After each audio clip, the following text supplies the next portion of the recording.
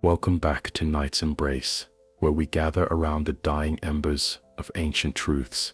The fire crackles softly tonight, casting shadows that dance like the memories of a world forever changed. In our last journey together, we witnessed the moment when Queen Marika chose devastating truth over beautiful lies, when she shattered the very foundation of paradise to free her children from cosmic deception. Tonight we venture into what came after that terrible, necessary choice. We'll explore the world that truth built, a realm where the absence of divine lies created something neither wholly good nor wholly evil, but authentically, chaotically alive. We'll walk through lands where each fragment of broken divinity began to sing its own song, where the demigods, freed from fabricated cosmic guidance, were forced to discover what they truly believed. This is the story of what happens when paradise breaks and what grows in the cracks. It's the tale of a realm learning to live without the comfort of beautiful deception, discovering that freedom often looks like chaos before it resembles anything like peace. Pour yourself something warm, settle into the familiar comfort of our shared contemplation, and let us discover together the beautiful, terrible world that Marika's truth set free. Tonight we explore not the shattering itself, but the profound silence that followed, and how that silence taught an entire realm to find its own voice.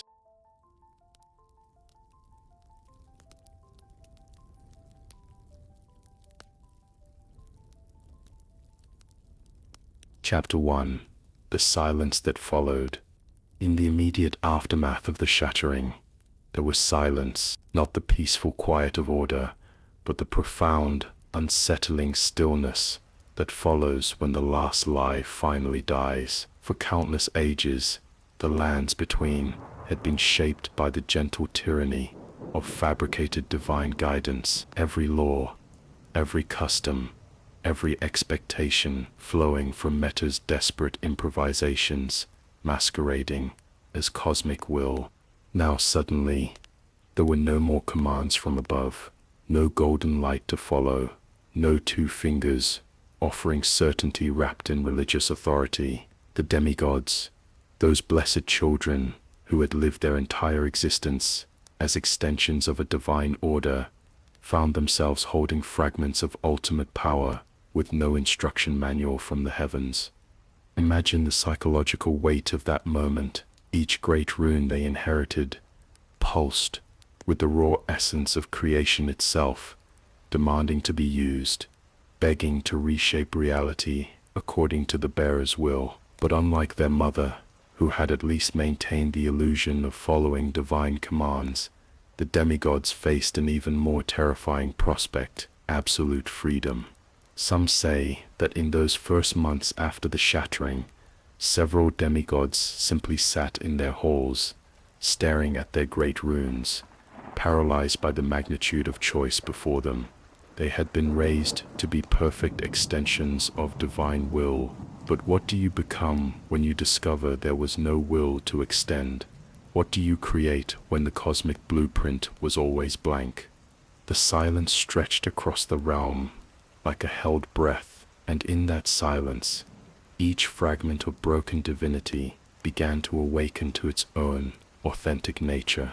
Without the unifying lie of the Golden Order to constrain them, the great runes started to whisper their own truths, truths that had been suppressed for millennia under the weight of beautiful fabricated harmony. This was not the chaos of destruction. This was the chaos of birth. The chaos of a world finally free to discover what it had always been beneath the golden veneer of divine deception. Chapter 2. The Great Runes Speak Their Truth.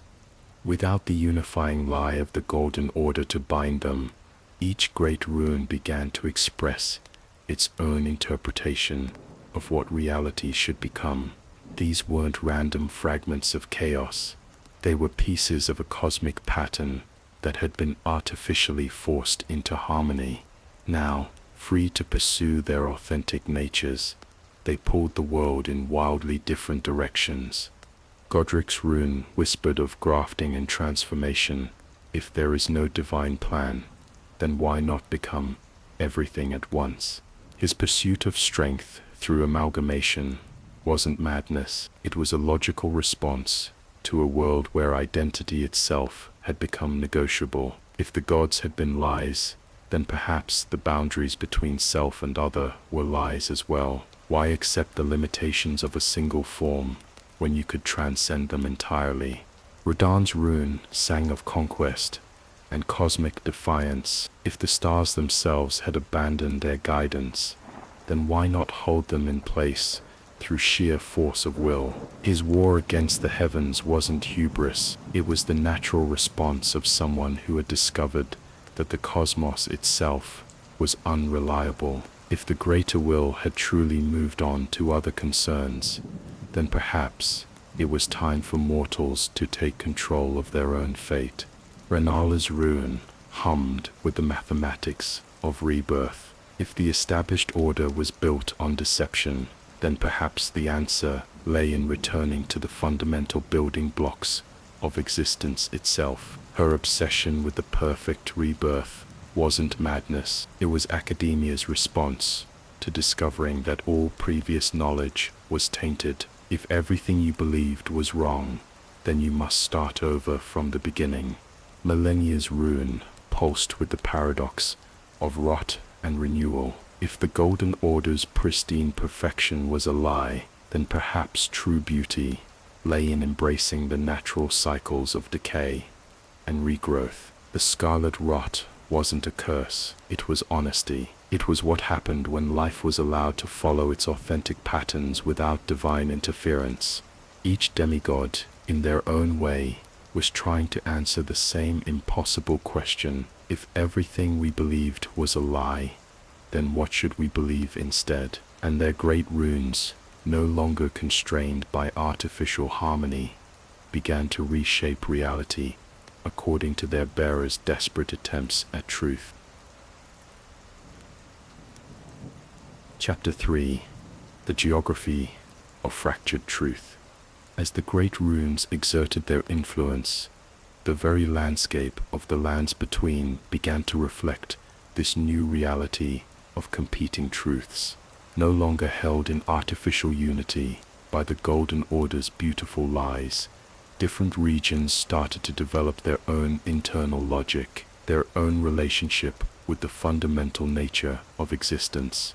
Keled became a testament to the truth of decay and renewal, not the sanitized, controlled death that the Golden Order had permitted.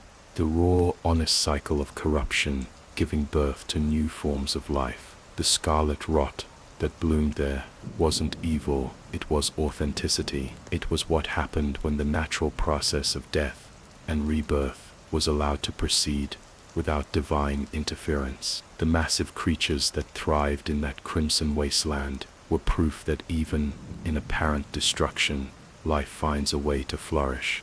Leonia developed into a realm where the boundaries between dream and reality became negotiable, where the pursuit of knowledge led to the discovery that truth itself might be subjective, that the cosmos might be fundamentally malleable to conscious will. The Academy's war with the Carrion royal family wasn't political strife, it was a philosophical conflict over the nature of reality itself. Should knowledge serve power, or should power serve knowledge?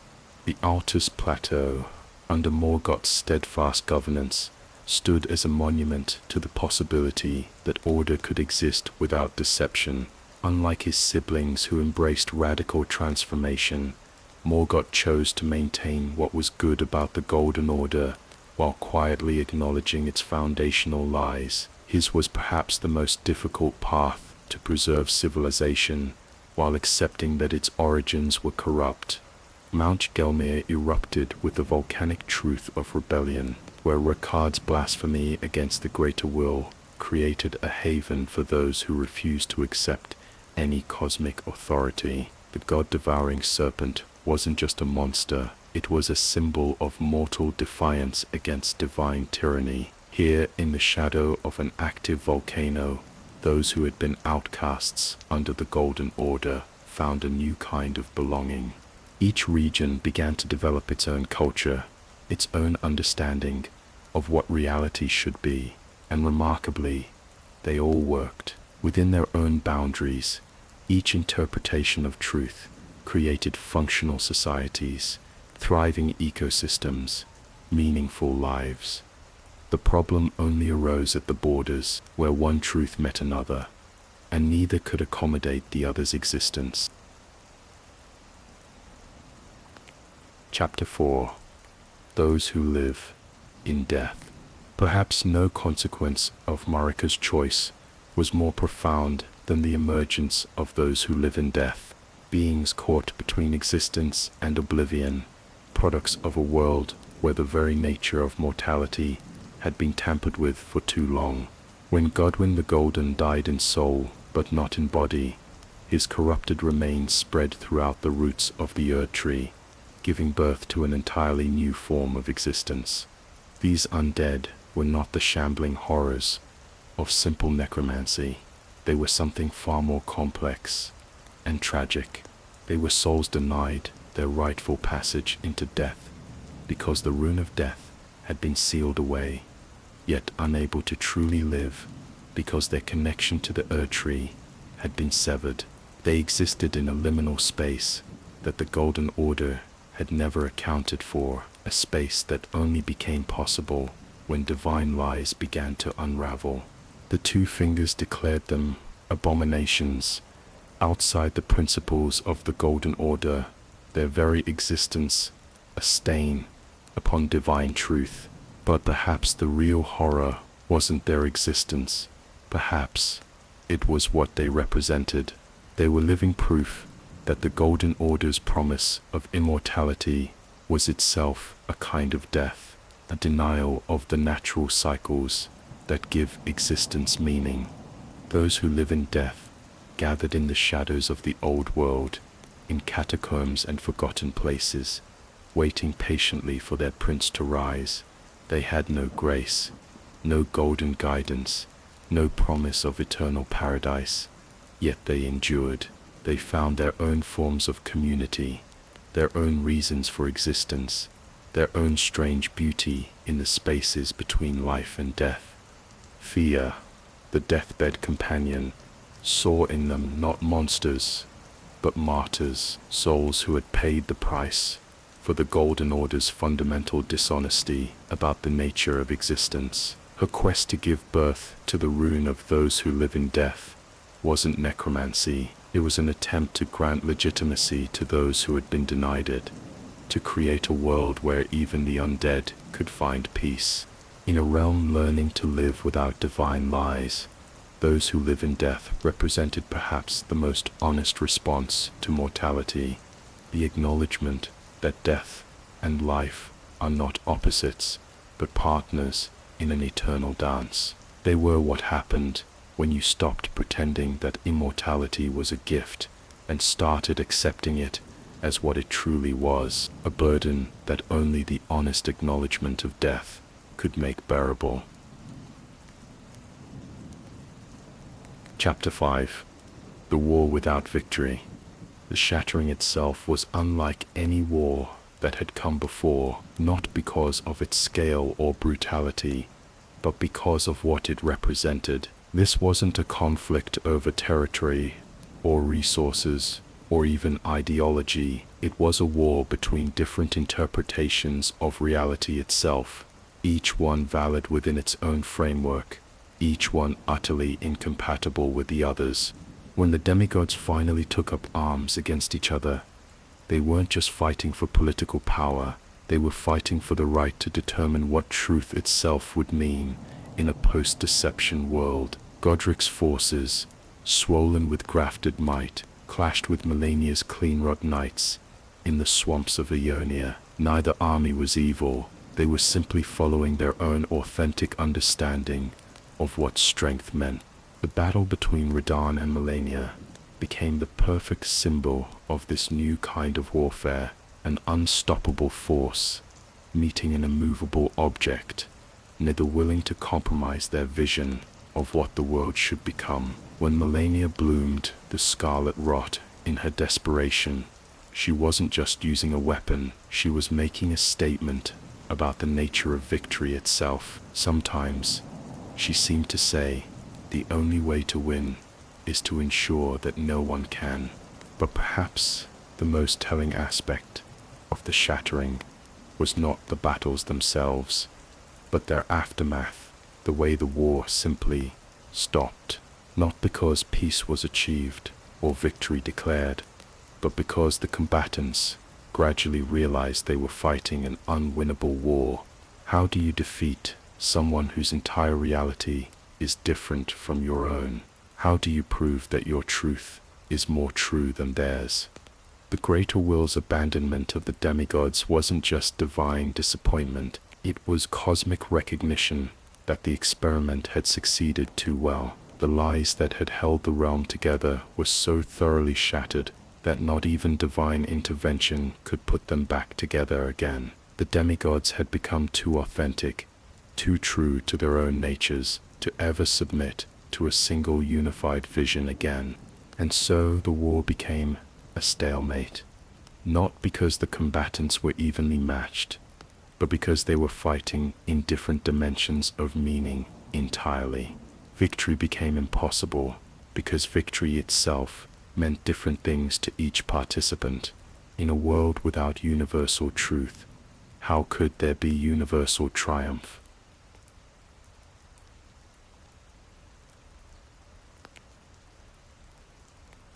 As our fire burns lower tonight, we find ourselves contemplating a profound paradox. Marika's choice to shatter the beautiful lies of the Golden Order created something that was simultaneously more honest and more chaotic than what came before. The world that truth built was neither paradise nor hell, but something far more complex. It was real.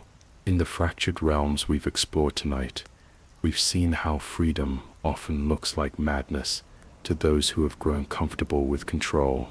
Each demigod's response to cosmic abandonment revealed something authentic about their nature. Godric's hunger for transformation, Radahn's defiance of fate, Melania's acceptance of decay as a form of beauty, Renala's quest for perfect rebirth. These weren't corruptions of their true selves, they were their true selves, finally free to be expressed without the constraints of fabricated divine will. The emergence of those who live in death showed us perhaps the most profound truth of all, that in a world built on lies about immortality, those caught between life and death might be the most honest beings of all. They alone understood that existence without the possibility of ending becomes not eternal life, but eternal stagnation. The Shattering itself revealed the ultimate irony of truth, that once people are free to choose their own reality, they often choose realities so different from each other that peaceful coexistence becomes impossible. The war had no victor, because victory itself became meaningless in a world where every participant was fighting for a different definition of what winning meant. And yet, there was something beautiful in this chaos. For the first time in millennia, the lands between was authentic, broken, yes, violent, certainly, but no longer living a lie. The price of truth, Marika discovered, was the end of paradise, but perhaps paradise was never meant to last forever. Perhaps it was meant to be a cocoon, a temporary shelter, while something more real was waiting to emerge. As the embers settle in our fireplace tonight, consider this in your own life. What beautiful lies have you built your comfort upon? What would remain if you chose, like Marika, to shatter them in favor of difficult truth? The lands between teaches us that such choices are never easy, rarely comfortable, but always authentic. Next time we gather by this fire, We'll explore how the cosmic order itself responded to this outbreak of authenticity, how the two fingers and their divine hierarchy scrambled to maintain control in a world that had learned to live without them. Until then, sleep well in whatever truths you choose to call your own, and remember that sometimes the most beautiful thing you can do is break something that was never real to begin with.